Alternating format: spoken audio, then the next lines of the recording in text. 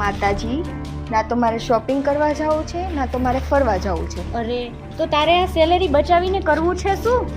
મારા પપ્પાને આપવાની છે. એમાં પણ પપ્પા બહુ કરી તારા પપ્પાએ તો.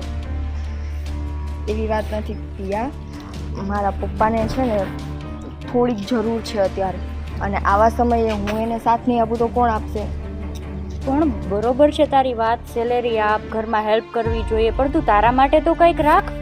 મારા માટે રાખું જ છું ને બાપા, પછીની સેલેરી મારા માટે. અને હા, મેં છે ને ઓફિસમાં વાત કરી દીધી છે કે હવેથી હું પાર્ટ ટાઈમ નહીં ફૂલ ટાઈમ જોબ કરીશ.